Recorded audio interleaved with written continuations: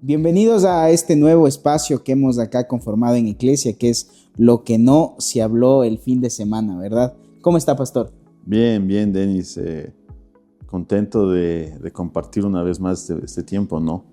Sí, y hoy queremos hablar acerca de esa figura que creo que hoy en día todos tenemos y, bueno, reconocemos que es de la figura de padre, ¿no? Y no solamente hablar de esa figura terrenal de padre que creo que todos conocemos, sino también hablar de esa figura de padre, del Padre que está en los cielos. Y precisamente acerca de eso usted hablaba algo muy importante, y es acerca cómo la imagen que uno tiene aquí terrenalmente de un padre puede llegar a afectar cómo ve a Dios.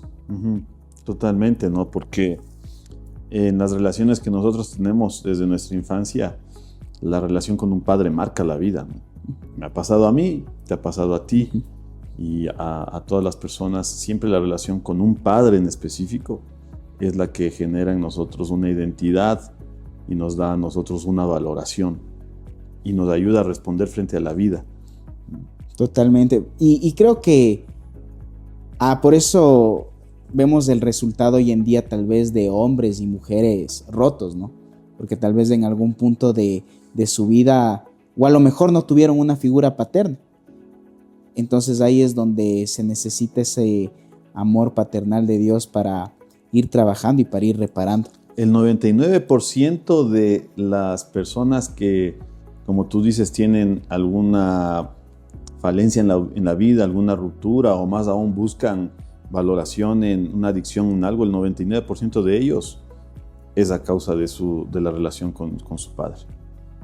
Sí, y a propósito de eso hoy estaba escuchando ahí un podcast que decía que, no sé si usted comparte este pensamiento, pero dice que a veces a un hombre se le es más fácil ser padre cuando tuvo una buena relación con su padre terrenal, y es más difícil ser padre cuando uno tal vez no tuvo esa figura o esa idea de padre.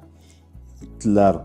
Bueno, porque hay algo importante que entender. A veces cuando personas tienen una mala experiencia con su padre, más bien eso produce un efecto que los lleva al otro extremo, ¿no? Hay personas que al haber tenido una dificultad muy extrema con su padre, ausencia o alguna cosa, más bien se reinventan desde la paternidad y quieren corregir esos errores. Y si hay ejemplos, pero también lo que tú dices es real, ¿no? Que esa disfuncionalidad te quita la herramienta para poder funcionar con tus hijos. Sí, y qué bueno que es este mensaje del domingo, porque nos invita a todos a buscar ese deseo y ese contacto con Dios, con el Dios Padre. como Padre, ¿no? Ajá. Y bueno, también hablábamos acerca de tres cosas importantes, de tres palabras, ¿verdad? De las cuales proviene la palabra Padre, que sería del hebreo Av, del arameo Abba y del griego Pater. Tal vez algo que se le olvidó decir el domingo dentro de estas tres palabras. Muchas cosas interesantes, ¿no? Pero en cuanto a la palabra en hebreo, Ab, ¿no es cierto? Algo que tal vez no hablamos el domingo y no lo enfocamos mucho es este sentido de respeto.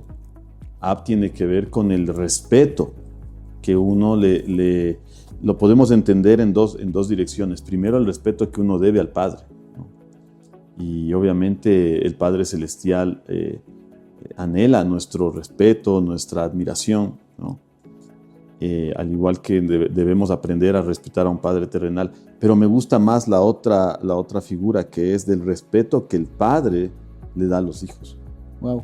Y nosotros, cuando pensamos en Dios, vemos un Dios que nos respeta como hijos, un Dios que nos ama, nos redime a su realeza, y desde esa perspectiva nos respeta, nos da libre albedrío, nos abraza cada vez que cometemos un error, nos permite tomar decisiones, ¿cierto? A veces equivocadas. Y yo creo que de la misma manera nosotros como hombres necesitamos aprender a respetar a nuestros hijos. Y es una falencia que a veces tenemos. Creemos que el respeto es unidireccional, pero el respeto se convierte en bidireccional cuando yo lo empiezo a hacer hacia mis hijos. Y eso es complicado a veces, creo, en este contexto, porque a veces es como que el padre siempre quiere para él el respeto o la honra, ¿no? Pero creo que cuando uno llega a este conocimiento, bueno, se le es abierto el entendimiento, sí, como dice la palabra, es cuando uno sabe que también los hijos, ya sea hombre, mujer, sin importar la edad, también merecen el respeto e incluso tratar como a un hermano mismo, ¿no? Correcto. Y ahora también ese respeto tiene que ser bien entendido porque no se refiere a, por ejemplo, respetar si mi hijo está haciendo algo que no está bien. Uh-huh. No, más bien ese respeto tiene que ver con la valoración, ¿no? Con ese grado de que yo le doy a cada uno de mis hijos de valor, ¿no es cierto? Tiene que ver con eso.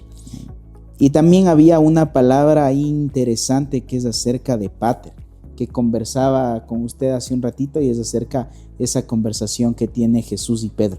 Era bien interesante, y esto obviamente se iba a ampliar demasiado el domingo, pero es interesante porque la palabra, para los griegos, la palabra pater, que va está muy relacionada o tiene como sinónimos a las palabras griegas agapao y fileo. Entonces, cuando nosotros hablamos de un amor pater, también hablamos de un amor ágape y de un amor filos. Y es buenísimo eso porque cuando encontramos nosotros la conversación entre Pedro y Jesús, tú recuerdas todo el contexto de lo que vivió Pedro con Jesús, uh-huh, ¿cierto? ¿Qué cosas podrías mencionar que vivió Pedro con Jesús? Muchas cosas. Por lo general, lo que más me gusta a mí de esa relación es el perdón que Dios le otorga a Pedro después de que Pedro le niega 3 veces. Niega, ¿no? Y hay varias conversaciones de Jesús. Uh-huh. Jesús le dice a Pedro, no te lo reveló carne ni sangre, sobre esta roca edificaré, uh-huh, mi iglesia, y le habla. Jesús tiene la conversación con Pedro acerca del perdón, cuántas veces debo perdonar. Pedro es el que le dice a Jesús, yo voy a ir contigo a la cruz. Pedro es el que actúa, ¿no es cierto?, cuando él es arrestado. Pedro es el que le niega 3 veces a Jesús. Y Pedro ve la resurrección, es de los primeros en saber que Jesús resucitó. Pero de alguna manera Pedro tenía una interferencia en su relación con Jesús, no por las acciones de Jesús, sino por las acciones de él. Uh-huh. Y nosotros vemos que muchas veces sentimos la culpabilidad frente a nuestros padres por las cosas que nosotros hacemos, ¿no? Y como ese hijo que regresa a su padre, el hijo pródigo regresa y le dice, no me veas ya como uno de tus hijos, recíbeme como uno de tus empleados o de tus jornaleros. Y a veces nosotros tenemos esa condición por nuestras fallas y nuestras equivocaciones. Y esa conversación que tiene Jesús con Pedro es determinante, porque hay un juego de palabras ahí. Cuando nosotros leemos en el idioma griego, Jesús le pregunta a Pedro, después de todo esto, le pregunta, Pedro, ¿me amas? Y lo que le dice Pedro, me agapao. Y agape o agapao tiene que ver con el amor de un padre, pero de un amor que justamente lo que hablábamos representa respeto. Es un amor sublime, un amor eterno, un amor grande. Tal vez es esa palabra de amor que a veces la mente humana no llega a entender. Correcto, clave, ¿no es cierto? Porque entendemos el amor desde nuestras experiencias. Uh-huh. Entonces, cuando le dice Pedro, me agapao, Pedro le responde, Jesús, tú sabes que yo te fileo. Ahora, el filos, en relación al sinónimo de pater, significa un amor, tú dijiste algo, una palabra, pero es un amor más cercano, un amor humano, un amor de padre humano. El amor que todos anhelamos, el amor del perdón, del abrazo, de la reconciliación, el amor que te dice, no te preocupes, yo a pesar de todo sigo siendo tu padre. Uh-huh. Y Pedro está buscando ese tipo de relación con Jesús y le dice, Jesús, tú sabes que fileo. Y después Jesús le vuelve a decir, Pedro, me agapao. Uh-huh. Y Pedro le vuelve a decir, Jesús, tú sabes que fileo. Y en la tercera vez Jesús restaura ese concepto y le dice, Pedro, fileo, ¿me amas en esa dimensión que yo te quiero amar? Y ahí entonces Pedro entiende que el amor de Dios como Padre, el abrazo, no es condicionado. Es algo que para Jesús ya se asume. Jesús asume su amor por nosotros como Padre, a pesar de todo lo que podamos hacer. Él dice, yo estoy aquí siempre para abrazarte, para cubrirte, para ayudarte, ¿no? Sí, y esto que usted dice, pastor, es algo clave, creo en entender el evangelio, porque para ese tiempo, creo, y para el tiempo de hoy, la palabra Dios es muy manoseada, ¿no? Uno puede ver a Dios como mejor le parezca. Todo lado. Pero la mejor forma de ver a Dios es a través de la vida de Jesús.